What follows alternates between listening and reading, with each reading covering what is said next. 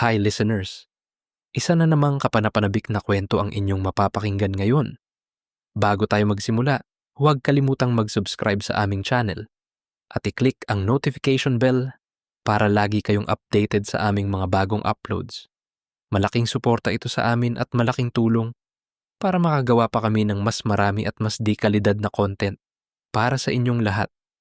Maraming salamat at simulan na natin ang ating kwento. Umupo na kayo, mag-relax, at ihanda ang inyong sarili sa isa na namang kwentong tiyak na magdadala sa inyo ng iba't ibang emosyon. Hindi ko alam kung bakit naniwala ako na ang musika ang magiging daan para makaahon kami ni Kuya Elias sa kumunoy ng buhay na kinasadlakan namin.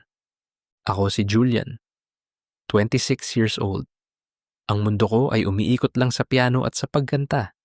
Iyon ang naging takbuhan ko sa lahat ng sakit, pagod at pangarap. Mas pinili kong mag-focus sa music kaysa tapusin ang pag-aaral. Maraming nagsabi na mali yung desisyon ko, pero pinaniwalaan ko yung sarili ko na balang araw, may mararating din ako. Kung saan-saan ako nag-audition at sumali sa mga reality show. Nakakaabot naman ako sa finals, pero hindi ako nananalo. At sa totoo lang, nakakapagod na rin minsan. Pero kahit ganun, hindi ko pa rin kayang sumuko. Ulila na ako. Wala na ang mga magulang ko. Namatay si mama dahil inatake siya sa puso. Sobrang laki ng naging pressure sa kanya nang bumagsak ang negosyo namin. Hindi niya kinaya ang lahat ng problema. Nabaon kami sa utang dahil nalulung sa sugal si papa. At dahil sa dami ng utang niya na hindi niya nabayaran, hinabol siya ng mga pinagkakautangan niya at tinapos ang buhay niya. Simula noon, kaming dalawa na lang ni kuya kong si Elias ang magkasama. Akala ko kakampi ko rin ang kuya kong si Elias. Pero nagkamali ako. Pariwara din ang buhay niya na, gaya ng sa papa namin. Lulong sa sugal at iba pang bisyo si kuya. At para makapagbayad siya ng mga utang niya, gumawa siya ng desisyon na hindi ko inaasahan. Binenta niya ako sa isang matandang mayaman na bakla para maging parausan. At nung binigay niya ako sa baklang si Gary, yun na rin ang huli kong kita sa kuya ko at wala na akong balita sa kanya. Umayos ka at galingan mo. Big time yung client natin, sabi ni Gary. Sige, gagalingan ko, sagot ko. Matapos akong pagsamantalahan ni Gary sa mahabang panahon, lalo pang lumala ang sitwasyon ko. Ginawa niya akong escort. Ipinapasa sa iba't ibang matatandang mayayamang bakla na kayang magbayad. Wala akong choice kundi sumunod kahit labag sa loob ko. Araw-araw pakiramdam ko, mas lalo akong nawawala sa sarili ko. At habang tumatagal, hindi ko na alam kung paano pa ako makakaalis sa buhay na to. Hindi ko kayang takasan si Gary. Mayaman siya at marami siyang koneksyon sa mga makapangyarihang tao. Alam kong kaya niyang ipahamak ang buhay ko anumang oras. Kaya kahit ayaw ko, wala akong nagawa kundi sumunod sa lahat ng utos niya. Araw-araw takot ang kasama ko. Takot na baka kapag lumaban ako, iyon na rin ang katapusan ko. Hanggang sa nasanay na lang din ako. Unti-unti, naging manhid na ako sa lahat ng nangyayari. Dahil sa trabaho kong pagiging escort, nagkaroon ako ng pera. Nakakapag-travel ako kung saan-saan. Nakakain ko ang mga gusto ko at nabibili ko ang mga bagay na dati pangarap ko lang. Pero kapalit noon, hindi na ako malaya. May porsyento si Gary sa lahat ng kinikita ko. Sa 100% nakita ko, 20% lang nakukuha ko, tapos kay Gary na lahat. Marami rin naman akong nakukuha kay Gary. Siya ang nagbabayad ng membership ko sa gym. Pati mga skincare at iba pang kailangan ko para sa itsura ko. Para bang inaalagaan niya ako. Pero alam ko kung bakit. Kailangan maayos ang itsura ko dahil iyon ang puhunan ko sa trabaho. Sa labas, mukhang maganda ang buhay ko. Maayos ang damit, maganda ang katawan, may pera. Pero sa loob, alam kong hindi ito ang buhay na gusto ko. Actually, hindi lang ako ang biktima ni Gary. Marami kami. Mga katulad ko na napilitang sumunod dahil wala kaming choice. Lahat kami May kanya-kanyang dahilan kung bakit kami nandito, pero pare-pareho kaming hindi makaalis. Meron naman yung iba sa amin nag-e-enjoy sa ginagawa nila. May talent agency din si Gary. Doon niya kinukuha ang mga aspiring artist, mga nangangarap sumikat, umaasa na mabibigyan ng pagkakataon. May mga alaga rin siyang malalaking artista. Sa paningin ng iba, mabait siyang manager, tumutulong, nagbibigay ng opportunity. Pero sa likod ng lahat, may kapalit ang bawat pangarap na ibinibigay niya. Grabe. Ang laki ng tip na binigay sa akin ng isang client ko. 25,000, sabi ni Jigs. Kaibigan ko. Katulad ko rin siya na nakakulong sa ganito na gawain. Nice. Yung client ko naman nung nakaraan, binigyan lang ako ng hotel voucher sa Okada. Good for 2 days, sabi ko. May tip pa kayo? Sana all, sagot ni Calix. Pagod na ako sa ganitong trabaho. Yung client ko kagabi, napakasadista. Binugbog ako, sabi ni Albert. Dahan-dahan niyang tinaas ang manggas ng suot niyang damit at pinakita sa amin ang mga pasa sa braso at tagiliran niya. Halata pa rin ang pamamaga at bakas ng pananakit sa mukha niya. Natahimik kaming lahat. Wala ka bang nagawa? Tanong ko, mahina ang boses. Anong magagawa ko? Kilala ni Gary yung client. Kapag lumaban ako, baka isumbong ako kay Gary. Ako pa ang babalikan, sabi niya. Pagod na rin ako sa ginagawa ko. Pero wala naman akong choice. Ako yung breadwinner sa pamilya ko. High school lang yung natapos ko. Kaya mahihirapan akong maghanap ng trabaho. Pero dito, kahit paano, malaki ang kinikita ko. Para sa kanila na lang talaga. Kapag tapos na siguro, yung dalawa kong kapatid. Doon pa lang ako titigil, sabi ni Albert. Ako naman, ayoko nang bumalik sa hirap. Okay na ako sa ganito. Gagawin ko lahat, huwag lang maghirap. Kahit ibenta ko pa yung katawan ko. Pagod na ako maging mahirap, sabi naman ni Jigs. Iba-iba man ang dahilan namin, iisa lang ang kinahantungan namin. Lahat kami, may kanya-kanyang dahilan kung bakit namin ginagawa ito. Mga dahilan na hindi madaling ikwento at mas lalong hindi madaling intindihin.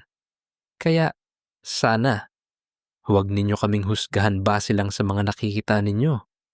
Natahimik kami sa pag-uusap, walang gustong magsalita na. Parang lahat kami pare-pareho ng iniisip pero walang lakas ng loob na sabihin. Sa sandaling iyon, mas lalo kong naramdaman na hindi lang pala ako ang pagod. Kaming lahat pagod na pero lumalaban pa dahil may mga rason kami. Papunta ako ngayon sa client ko sa BGC, isang matandang business owner. Huminga ako nun ng malalim at inayos ang sarili ko. Pagdating ko sa hotel room niya, pinagbuksan agad niya ako ng pinto. Naligo lang ako saglit tapos sinumulan ko ng gawin ang dapat kong gawin. Pero bago kami magsimula, may inilabas siya. Tikim ka muna, sabi niya habang inaabot sa akin ang ipinagbabawal na gamot. Ayoko, sagot ko agad. Pero mapilit siya. Mas lalo niya akong nilapitan, pilit ipinapasok sa kamay ko yung hawak niya. Sumunod ka na lang. Ang mahal ng bayad ko sa'yo, kaya gawin mo yung pinapagawa ko. Matigas niyang sabi. Ayaw ko po talaga, sabi ko. Tapos bigla niya akong sinampal. Hinawakan niya ng mahigpit yung mukha ko, tapos pilit niyang pinapasubo sa akin yung maliit na gamot. Pero ayaw ko talaga kaya natulak ko siya. Ang tigas ng ulo mo ah. Sigaw niya sa akin, tapos lumapit siya sa akin at pinagsasampal ako. Ayoko talagang lumaban, kasi alam ko na ako lang din ang kawawa kapag nalaman ni Gary. Pero sobrang napuno na ako. Hindi ko na napigilan ang sarili ko. Paulit-ulit ko siyang sinuntok habang nanginginig ang katawan ko. Sa galit, sa takot, at sa lahat ng naipon na sakit. Guard, tulong, tulong, sabi niya. Tumawag siya ng guard sa phone niya. Biglang may pumasok na mga guard sa kwarto. Agad nila akong hinawakan at pinigilan. Pinagtatangkaan ng lalaking yan ang buhay ko. Sigaw ng matanda, kahit alam kong hindi totoo. Hindi totoo. Sigaw ko. Pero walang nakinig. Ilang minuto lang, dumating na ang mga pulis. Hindi man lang nila ako pinakinggan. Hinawakan nila ako at kinuha. Parang isa akong kriminal. Habang dinadala nila ako palabas, wala akong magawa kundi tumahimik. Hindi ko pwedeng sabihin ang totoong nangyari. Hindi ko pwedeng aminin kung bakit ako nandoon, na isa akong escort, isang bayarang lalaki. Kapag ginawa ko yun, madadamay ang pangalan ni Gary. At alam kong mas lalong lalaki ang problema ko. Kaya sa huli, inako ko na lang ang kasalanan. Nag-imbento ako ng kwento. Tinanggap ko ang sisi kahit hindi naman ako ang may kasalanan.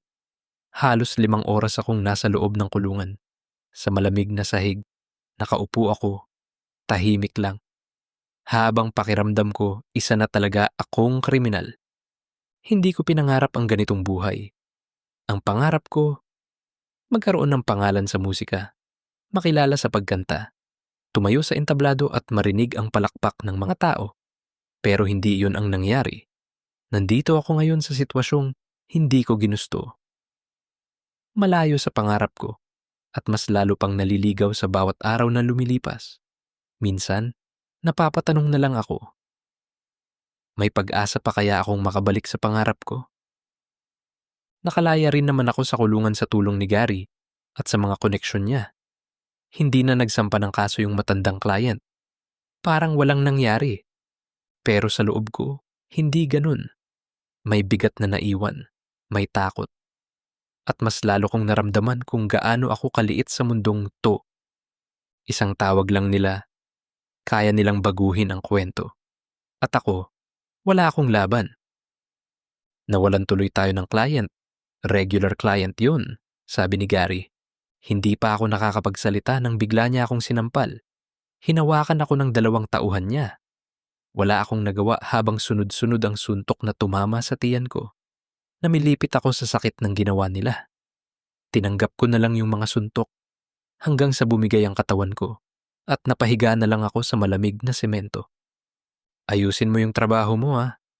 Masisira pa ang pangalan ko sa'yo, sabi ni Gary, tapos naglakad na siya paalis ng condo unit ko.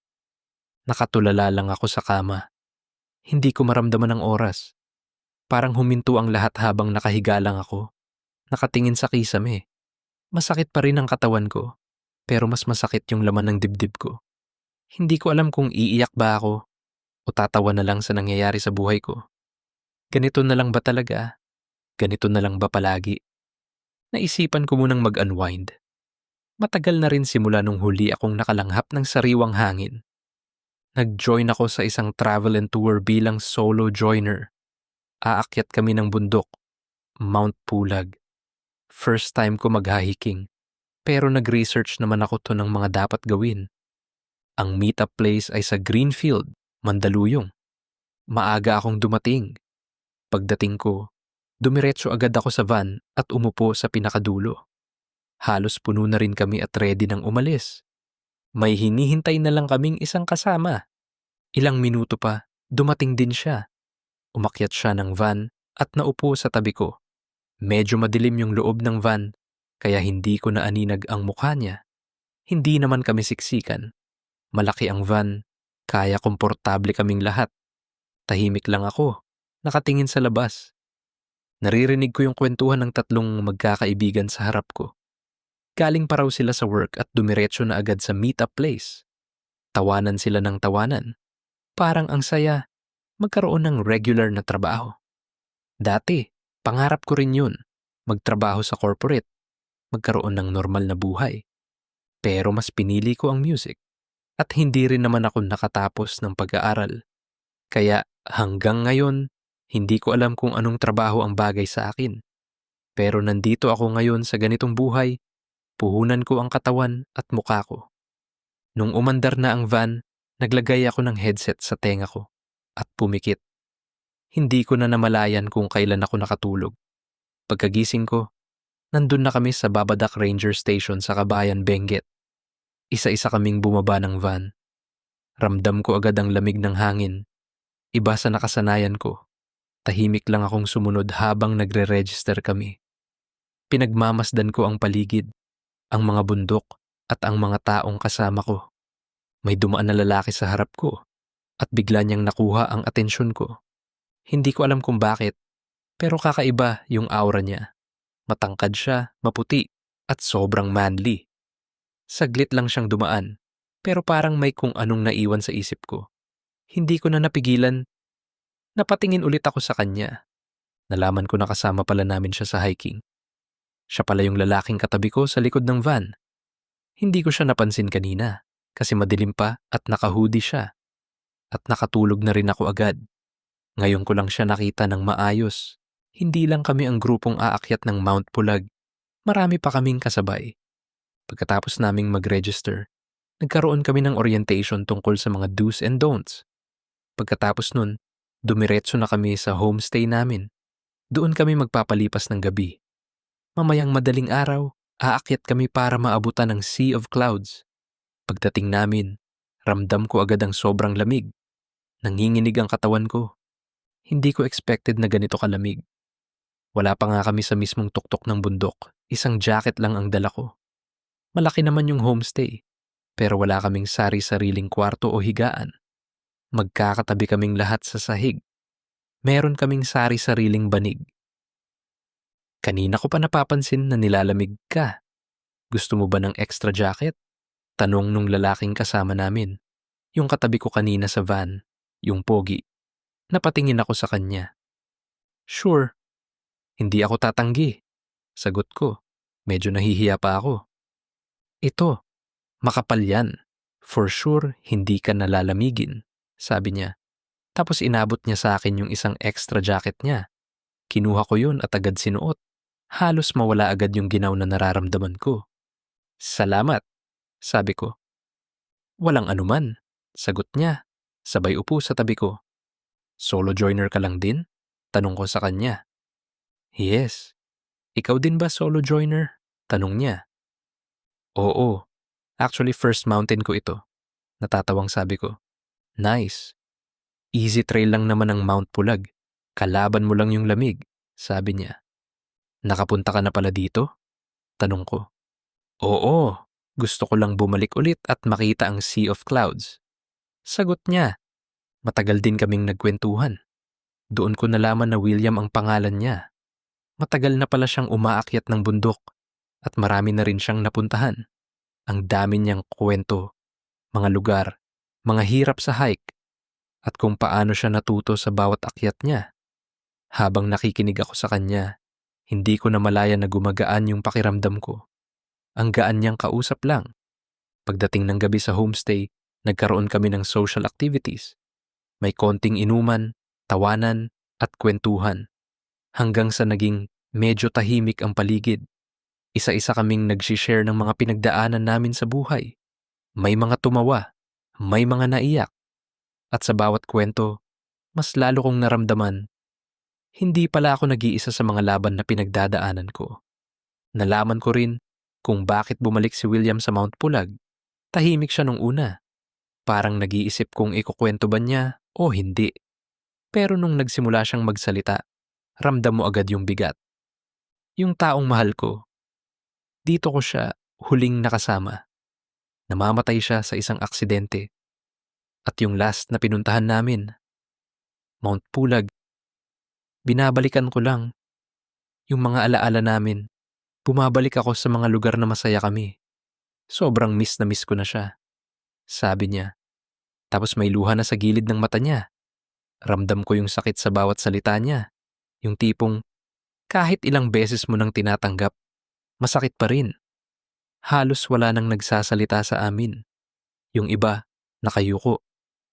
Tapos may umiiyak na rin. Sa gabing yun, hindi lang namin nakilala si William bilang isang hiker. Nakilala namin siya bilang isang taong marunong magmahal at patuloy na lumalaban kahit wasak na. Nung ako naman yung turn na magkwento, natahimik ako. Ang daming pumapasok sa isip ko. Ang totoo, ang mga nangyari. Kung sino ba talaga ako. Pero hindi ko nagawang sabihin. Hindi ko kayang sabihin. Kaya nagsinungaling ako. Hindi ko sinabi kung anong trabaho ko, kung anong mga bagay yung nagawa ko para lang mabuhay. Nahihiya ako Nahihiya ako sa kung sino ako. Kaya pinili ko na lang na magbahagi ng konting parte, yung kaya kong ipakita, gaya ng pagkanta. Nung nalaman ng mga kasama ko na kumakanta ako, pinilit nila akong kumanta. Sa una, tumanggi pa ako. Matagal na kasi akong hindi kumakanta at parang nakalimutan ko na kung paano ibuhos ulit yung sarili ko sa isang kanta. Pero sa kakakulit nila, napangiti na lang ako at sumuko rin at kumanta ako sa harap nila.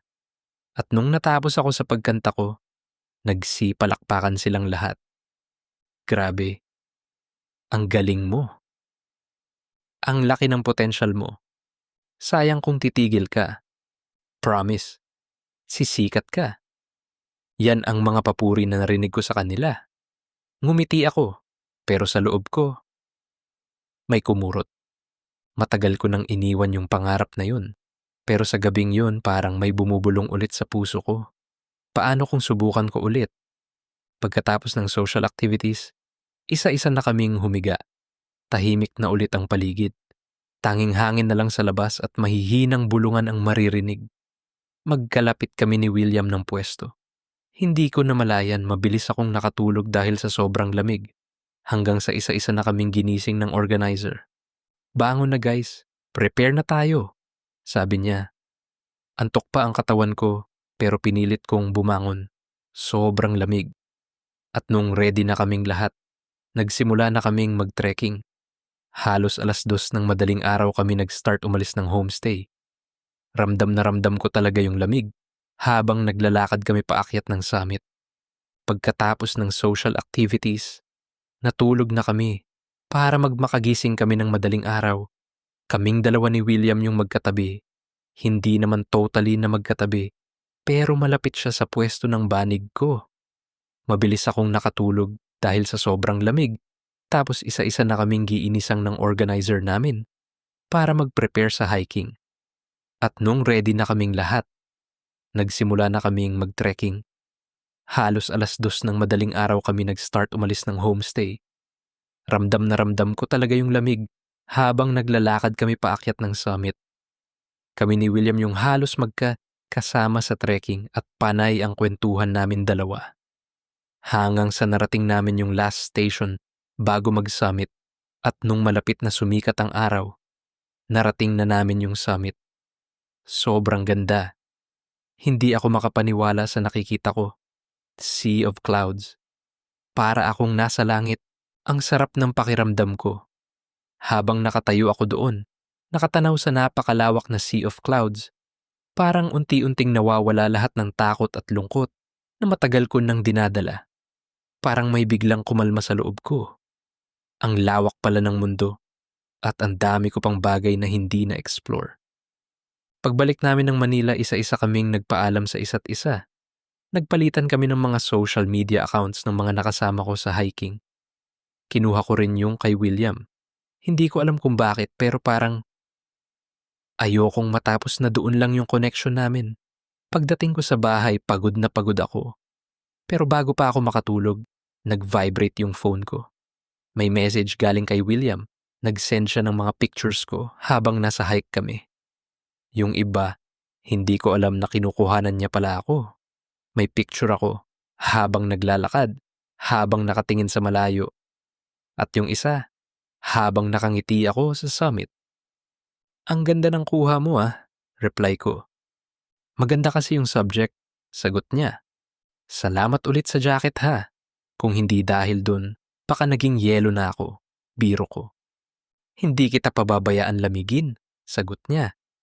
At doon na nagsimula ang tuloy-tuloy na usapan namin ni William. Sa una, simpleng kumustahan lang, hanggang sa hindi na namin namalayan. Humahaba na yung usapan, naging araw-araw na kami magkausap, tapos nag-video calls din kami. Tapos madalas na rin kaming lumalabas na dalawa. Nalaman ko rin na lalaki pala ang kasintahan ni William na namatay. Doon ko nalaman na pumapatol siya sa kapwa niya lalaki. Ako, hindi pa ako nagkakagusto sa lalaki at wala pa akong naging boyfriend. Pero pakiramdam ko, nagkakagusto na ako kay William. Dahil habang nakikilala ko siya, mas lalo ko siyang nagugustuhan. mas lalo kong gustong makaalis sa sitwasyon ko para sa kanya. Lumalim na yung nararamdaman ko kay William. Hanggang sa isang araw, nahuli niya akong umiiyak sa kondo ko. Hindi ko na kasi kaya yung trabaho ko bilang escort. Pagod na ako sa ganitong buhay. Ayaw ko na, pagod na ako. Gusto ko na lang mawala, sabi ko, habang mahigpit kong niyayakap si William. Ramdam ko ang pagyakap niya pabalik, pero alam kong nalilito siya. Hindi niya alam kung bakit ako umiiyak. Anong nangyari? Tanong niya, halatang nag-aalala sa tono ng boses niya. Pero hindi ako makasagot. Hindi ko kayang magsalita. Baka mandiri si William sa akin kapag nalaman niya kung sino talaga ako. Tapos nagsalita ulit siya. Please, sabihin mo sa akin kung anong nangyayari. Nandito lang ako, sabi niya. Mas lalo akong napaiyak. Kasi sa unang pagkakataon, may taong gustong makinig sa akin. At doon ko na nga sinabi lahat sa kanya. Yung pagiging escort ko at bayarang lalaki. Yung situation ko. Gusto ko nang umalis kay Gary pero hindi ako makatakas. Kasi hahabulin niya ako kahit saan ako magtago. Sabi ko, you don't need to carry everything alone. Gagawa ako ng paraan para makalayo ka na. Mahal na kita, Julian. At hindi ako papayag na maabuso ka pa, sabi ni William. Mahal din kita, pero ayaw kong madamay ka. Maraming connection si Gary, sabi ko. Hindi ka mabubuhay ng normal hanggang nandyan siya. So kailangan natin siyang patahimikan. Seryosong sabi ni William. Anong sinasabi mo? Tanong ko. Papatahimikin natin siya. Tatanggalin natin siya ng tuluyan sa buhay mo, sabi niya. Bigla akong natakot sa sinabi ni William. Parang hindi siya yung William na nakilala ko. Parang ibang tao ang kausap ko sa mga oras na yun. At alam ko kung ano ang gusto niyang gawin. Nung una, hindi ako pumayag sa gusto niyang gawin kay Gary. Paulit-ulit akong umiling, paulit-ulit kong sinabing ayoko. Pero habang tumatagal ang usapan namin, unti-unti niya akong nakumbinsi. Hindi dahil gusto ko, kundi dahil pagod na ako. Pagod na akong matakot, pagod na akong masaktan. Sa huli, napayag ako. Nakagawa ako ng paraan para magkita kaming dalawa ni Gary na dalawa lang kami. Nagkita kami sa isang restaurant sa Makati. At doon na namin ginawa ni William yung plano namin. Mabuti naman at nag-iisip ka na para mas lumaki pa ang kita natin. Gusto ko yung suggestion mo, sabi ni Gary.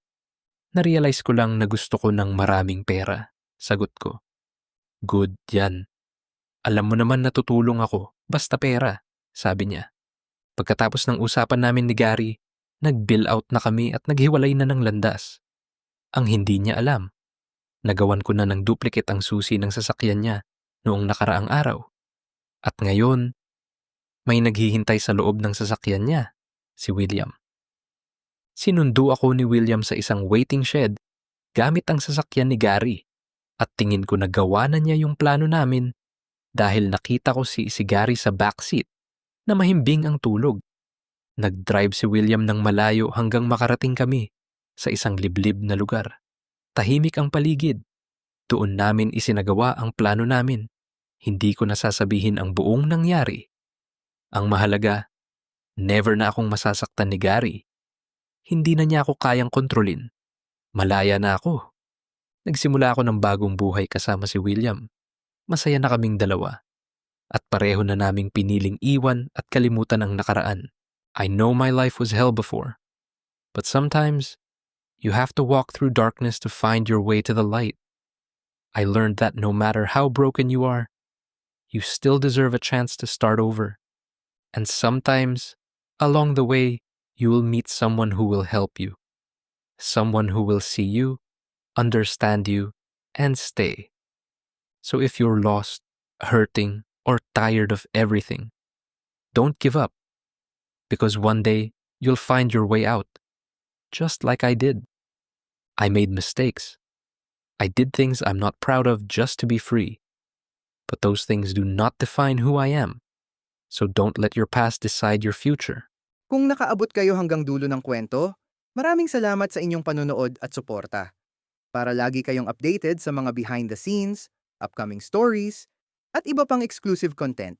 I-follow ninyo kami sa aming social media accounts, X, Facebook, Instagram, TikTok, at YouTube. At The Vibe is Unfiltered. Kita-kits tayo sa susunod na kwento.